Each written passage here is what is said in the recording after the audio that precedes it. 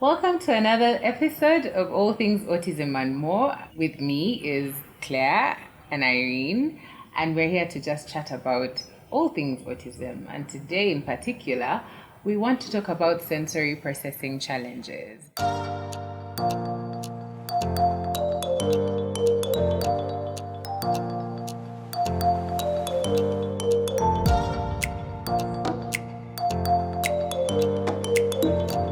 So ladies, as always, this is just us sharing our experiences and the knowledge that we've acquired so far. We're not experts, but we are ladies who have been in this space for some time now, and we just want to share what we know and what we've experienced.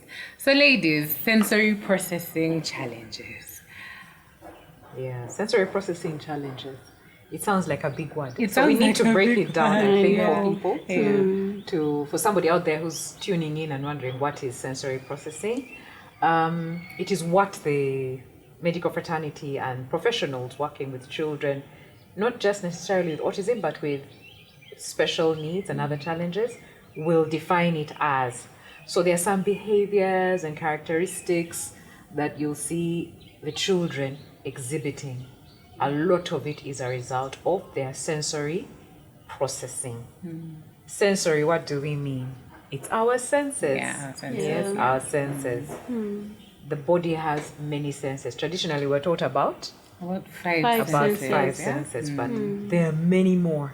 I've heard of 8. I've heard of 11. Right? Yes, so it's a big thing, and with our children with special needs, specifically autism, Yeah. it tends to occur. Some statistics say up to 75% of children with autism will have sensory processing challenges. That's a statistic. It may or may be more or lower, but the chances are that they may have sensory processing challenges. So yes, Patricia.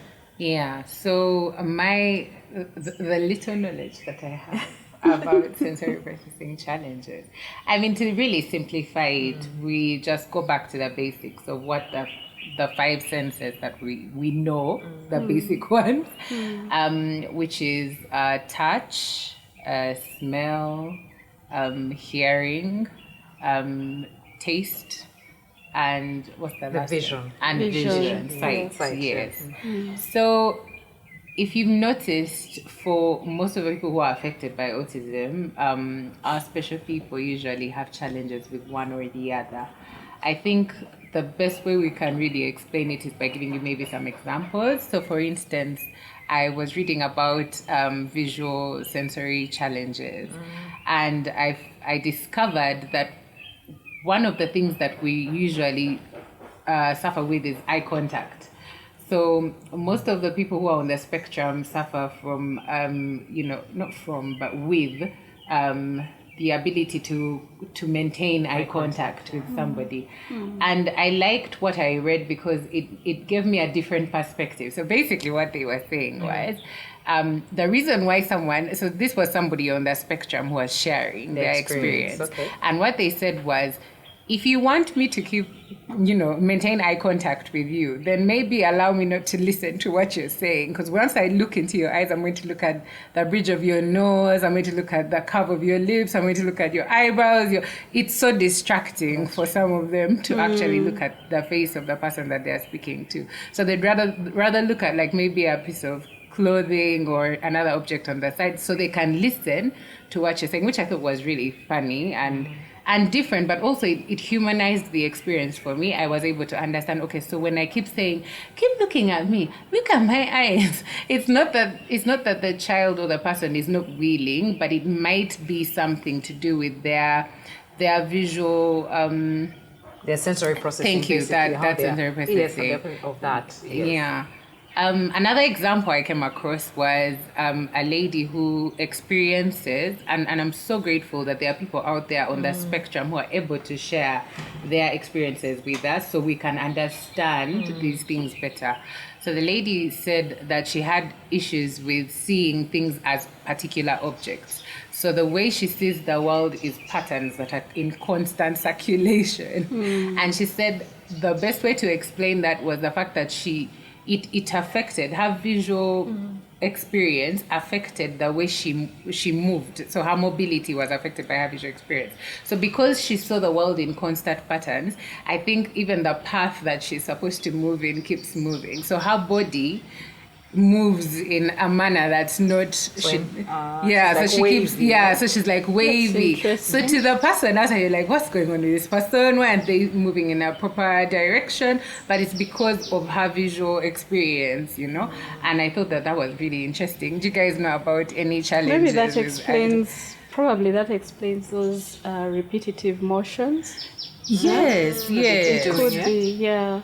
I know some of those repeated, like the rocking and the spinning. That is true, actually, because they're trying to deal with some kind of sensation. Yes. Wow. A sensation that they're feeling, and that's how they're trying to sort of deal with it. To cope with it internally. That is true, and I think what you were sharing is very, very important, especially for teachers, guardians, caregivers. You're talking to the child, they're not looking at you. And then you get upset. But they're listening.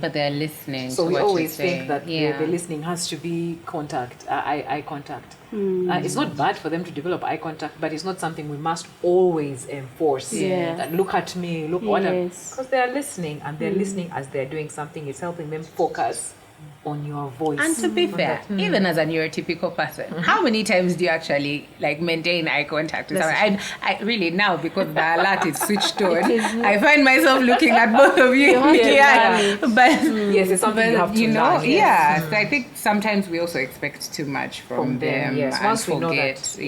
Because I think understanding sensory challenges, really they are sensory processing. It's an impairment of the brain, how they process the input from all these different senses. It's very different from how a neurotypical person processes the input. So looking at you is not challenging. I'm not seeing all those other things. When I look at you, I don't see all of them. Until you mention them. Until you mention glasses. Now they'll probably look at your glasses. You have earrings. You have a lot of things on you that then the colors.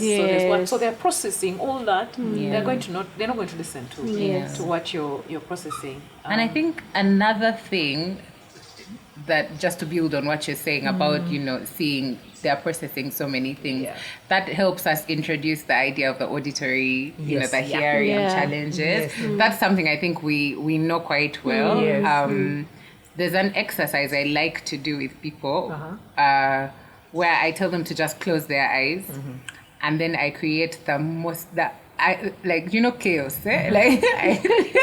because there's a way in which when you shut off one sense, then the others are heightened. So I usually use that exercise to explain to people what the experience of somebody on the spectrum might be like. I mean, you can't fully say that this is exactly what they're going through, but for some people who are on the spectrum, they have those challenges with the auditory processing.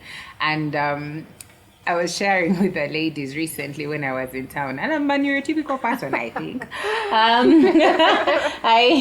I was on my way to do my hair, and I was at a salon, and I couldn't handle it. I was so overwhelmed by the noise in the city center. You need to understand, there's someone shouting at another, there's bodas in the city, there's cars, everyone is honking at each other, then everyone's moving from a space to the other. There was trucks that were, people were offloading merchandise of things, it was chaos. And I literally just wanted to be in a quiet space.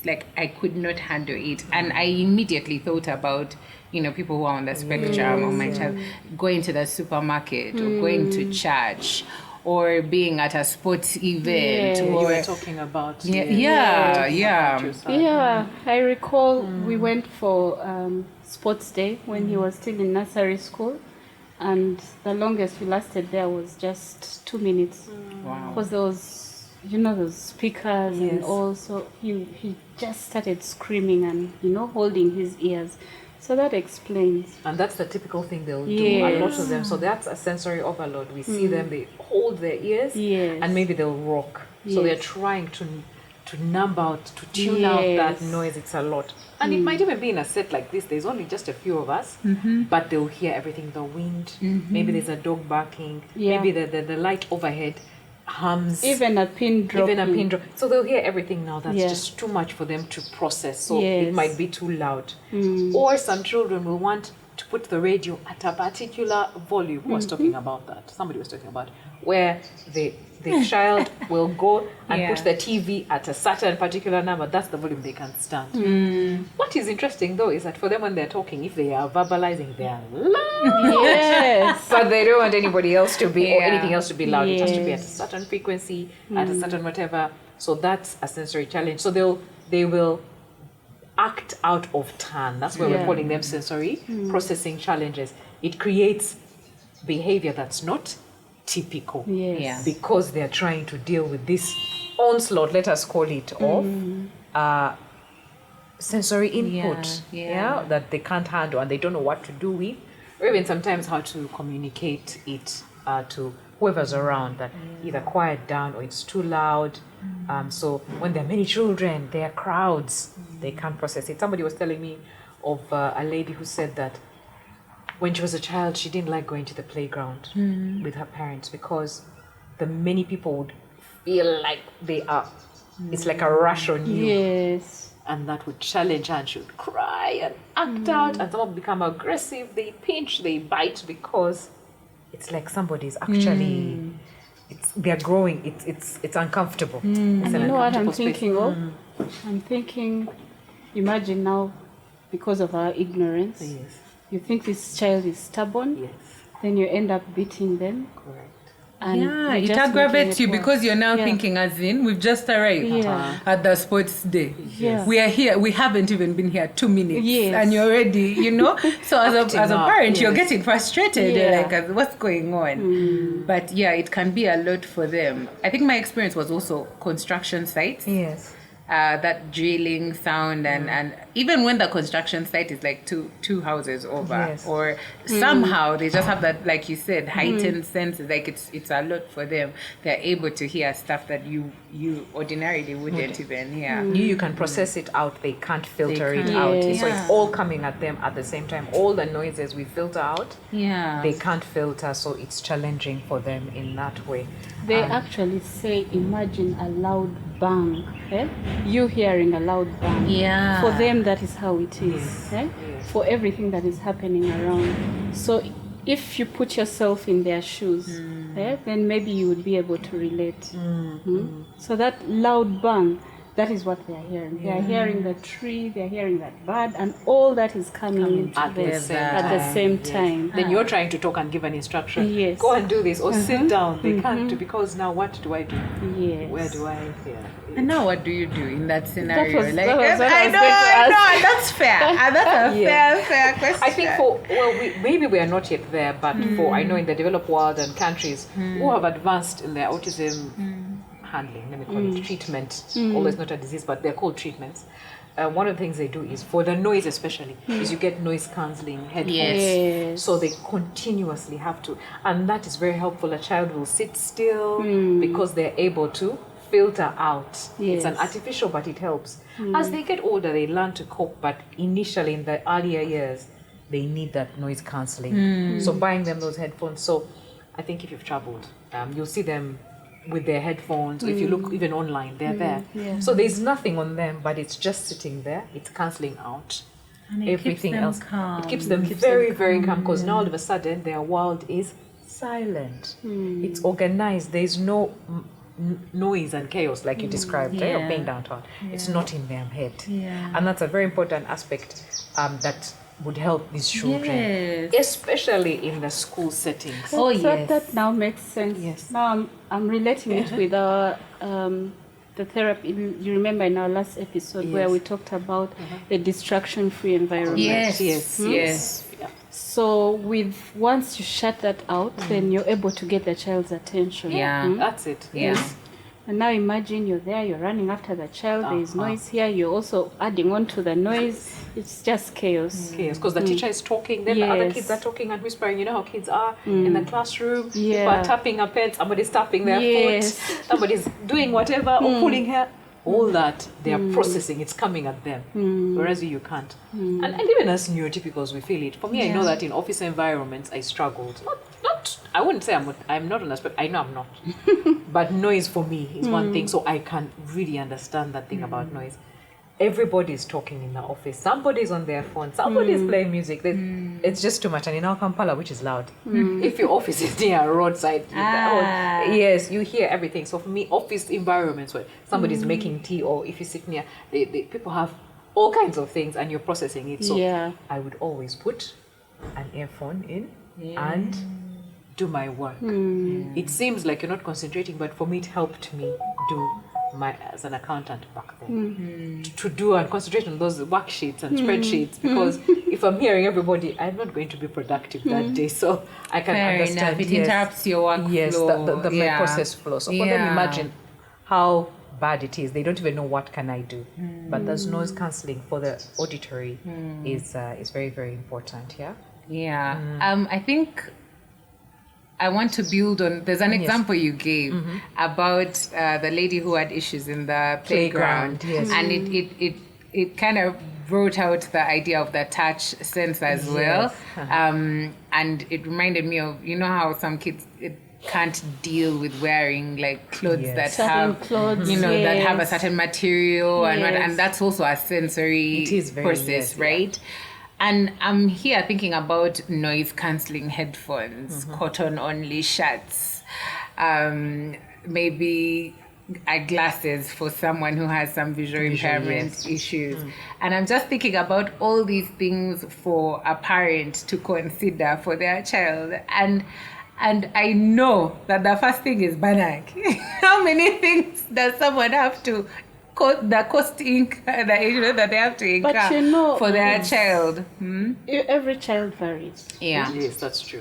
For some it may be touch, more of touch. Others it's auditory, others it's sight. So whatever we are saying here, it doesn't mean that it will apply to it's not one size fits all, like that go and now tomorrow go and get noise cancelling headphones, because you know your child better.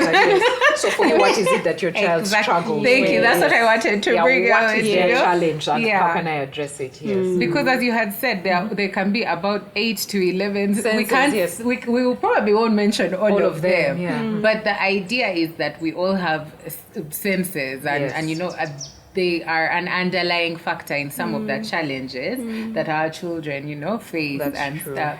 But there's also another aspect to this sensory processing challenge, which is the way our children learn. If we could maybe talk about the visual processes and the auditory processes vis-a-vis in terms of like learning abilities, like in school and what.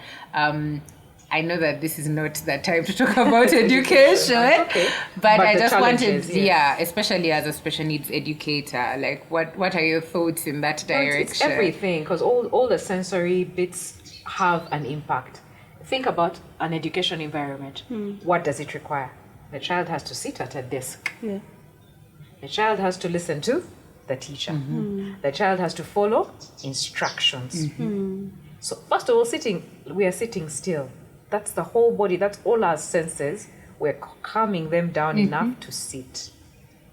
Now, for a child who has sensory processing challenges, and we've not talked about all the other senses. So you talked about the tactile, the touch. Yes. That's important. So if on that day they are wearing clothes that are not comfortable, that child can't sit still. True. If there's a label, and that's a big thing parents don't even realize, that labels in clothes give them a certain feeling. Yes? Imagine ants crawling up your skin. Are you getting goosebumps? So it gives them a certain feeling. So one thing you can always start to do, even if your child doesn't display it, cut out labels. All the labels from clothing. Cut them out. On collars, on what, cut them out. Give them free clothing. I don't know if it was in this episode, but we talked about it where there was a little boy I knew, because he liked a certain particular cottony shirt, t-shirt. Buy them in all the colors if you can afford. Get that one. Now don't start saying, it must have a cartoon, it must be fancy fashion. Get those ones. What's comfortable. Get all the colors, give the child that, so that they can put on that. So I'm talking about a child sitting still, because you want them in education, you want them to learn. And that's exactly where I was trying to guide So all these senses are important. Then remember the visual. Okay, you can't get noise cancelling headphones. Maybe we don't have access to them. How do you quiet the room? How do you quiet the room? And without inconveniencing other children, because the other children also have to be children. Yeah. How do the teacher has to teach, they have a syllabus and a curriculum to get through. How do you manage that? Maybe introduce a shadow teacher into the classroom. Somebody who will sit with the child so the child focuses on one voice, on one set of instructions. Yes, they're in the classroom, but they are focusing in one place. They don't have to listen or look up at the board and all the things that are happening. So they get their singular instruction maybe alongside others in what they can manage. Or maybe after the general instruction, pull them to the side to their own desk, a white clear wall, nothing to distract them. They might sit still. We've talked about we just talked about visual and auditory, but there are other senses that are important. So there's one that I don't want to use a big word, but you know when you're hungry, you know when you're cold, you know when you are sick, you're feeling unwell. That's also sensory perception, sensory processing. Our children on a spectrum don't know what those feelings are, those sensations are. So I know we've had children, they're hungry, but they can't tell you they're hungry. They don't know what it is. And it's not a verbal situation. It's not a verbal situation. It's a sense. That child cannot sit still. They will throw a tantrum. Now you're going to shout and think the child is stubborn, but maybe they're hungry. But they don't know how to process to be that. fair, And now how do you sounds figure normal. it out? How do you, Because you even try. me, I get moody when So I'm you have to you get moody. before I actually realize that, hey, yes. I'm hungry. I mean, I guess it's because at some point you realize that, hey, you might be hungry. But now for them, you may not know. So if a child left yeah. home and now that goes into another sense, you talked about taste. Yes. They may not like certain food. So the child may have come to school, they've not had a proper breakfast. You don't know that as the educator. They've come into your setting, into your classroom, and you're assuming they all had breakfast, they're fine, we start. All of a sudden, child is crying, tantruming, pinching others, jumping up and down. They're hungry. But then now, also, what food are you going to give them to eat? Because that's now a sensory thing. You guys talk about it. You've had the children processing sensory of food and rejecting textures, certain textures. And, Yes. And again, it might be they only want milk. Or they only want to eat. Some children only want to eat food, rice, every meal. Plain. Every single meal. So now you as the educator, you don't know, they're in your classroom, you're seeing this child acting up, they are pinching, they're making noise, you can't, the others, it affects the group dynamic. So what do? You exclude them. But you've not addressed the issue. So a lot of these issues are sensory processes. So it's many things that you can't, for a teacher, and I'm being sympathetic for the teacher coming from the education space, they are not going to process it immediately. You have maybe 5, 10 other children, some classes, 20, 30 other children. You're not going to focus on this one. I think what you're saying is bringing out the very real fact that when you have children who are on that spectrum or children with special needs, you have to work hand in hand with teachers. Absolutely. Because there are things that they will see that you might not also be seeing, and vice versa. So you help each other to interpret, the child's behavior, or maybe even understand their needs better. That is so true. So at least in that case, that the teacher is not, caught completely unaware. But then also as a parent, and this is me sticking out to that, asking that teachers out there. But you know what, some of us parents, because I know that there are different experiences, but some of us parents are actually very open and willing to listen to your challenges. Just so, because there are certain things you might be going through and you're like, why didn't the parent tell us this? And I have no idea. So I think it's a two-way thing. So I think it's very important. And so if there are certain foods the child likes, bring them into the school. Schools have uniforms. The uniform might not be comfortable. Work with the school. How can I get them to wear this? Maybe, they're wearing cotton shirts, but my child likes t-shirt material. Can I design a uniform for them out of t-shirt material? It will still have the badge. Work with the school and they'll see it. If a child didn't sleep well, that's another one of the sensory issues. They are not sleeping, so they are tired. How are they processing that overload? So they come when they're tired. But actually, let's talk about that sleep thing, because most of our children hardly suffer, sleep. They suffer with sleep. How would we deal with that? So now sleep, Okay, and I'm not an expert, but from what I know, and I will share from what I know, and we're going to get experts, we promise you, who will come on and talk, the occupational therapists and speech. We're just laying the groundwork, and if you have them, talk to them. So what I know is that sleep has a lot to do with these other senses, which we're not taught about. So vestibular, proprioception, so the body awareness, and then the motor. So we talked about being hyposensitive or hypersensitive, So they may not sleep because their body is understimulated or overstimulated. So they need activity to stimulate them enough to get them to that point of, So what kinds of things, activities that you can build in to stimulate the senses? If there's an overload, if a child is hyperstimulated, they're not going to sleep very well. So get them to maybe bounce on a trampoline, get a therapy ball. There's deep touch. Yona, remember I told you the story where that holding him tight and the deep hugs, and that's for a child who doesn't have now touch sensitivity. You can do that. But there's also, but it doesn't work with all of them. Doesn't work with all of them. There are those who don't want anything to do with touch. So for those ones, you can use heavy blankets. Put heavy blankets on them before. Do weighted jackets, do backpacks that are weighted, so that the body feels grounded. It's not, you're not fold. Remember, we're dealing with the sense. Yes. Please throw more light on this hyper.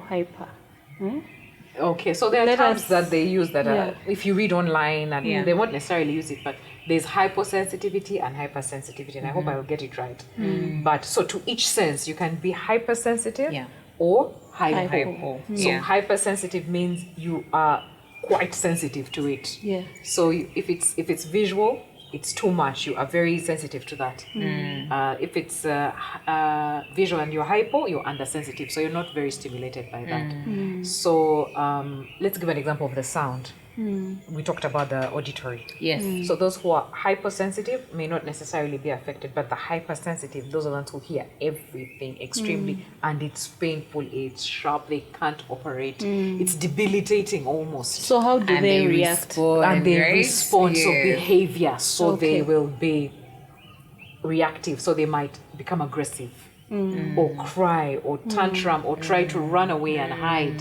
They're seeking that sensation. But also when we talk about the important ones for occupational therapists, I know it's proprioception and vestibular. Your body awareness, knowing how your body is, and then gauging how to make movements. So that one, if you're understimulated, if the senses are not, so you're hypo to it, they become very active. They don't sit still. They're constantly running. They're jumping on furniture. They're climbing up to the children who say, my child can climb up the tank, up the gate. He's just dealing with a sensory overload. No, he's understimulated. His body is not receiving input, sensory input. So he's looking for it. He's looking for searching. So they call it sensory seeking. So that behavior is called sensory seeking behavior. The jumping, the tantruming, the climbing is sensory seeking behavior, looking for sensory feedback from the environment. Now those who are hypo, who feel it, who oversense, they want to remain calm. If you put them on a swing, they'll cry because that movement is too much. It's destabilizing. So probably like that lady you talked about where the world was moving like this. She was probably hypersensitive to the senses. So you put the child, they don't want to levels, they don't have to go down the stairs. They're not going to slide down. I've seen some who tiptoe. They're going to, if you put them on a slide, they can't slide. If you put them on a trampoline, that is too much. It's going to make them sick. So those are the ones who want to now stay safe. They don't want to do much. They are because for them it's now too much. The sensation is almost frightening. Yes. So how do you stimulate those? So you slowly, gradually, you take them through it, but you don't push through. And I think that's a challenge we have to. The child is refusing it because it affects them in some way. But you're saying, no, you pushing the child on a swing. It's too much for them. It can even make them sick to some point. So it's gradual. Okay. And it's you don't push. Whereas the one who now is seeking it, the sensory seeker, you have to now calm them down. Interesting. So you have to watch the child. And all these come to play in the school environment. And yet you're not taught these things as a regular teacher. So you're seeing a child, one who's running, one who's crying in the corner, cowering, hiding from everything. because one is hyposensitive, another is Hyper. hypersensitive. I know, yes, so It's such a large Yes. conversation. It calls for like a much bigger conversation. Yeah. Unfortunately, we don't have all that time.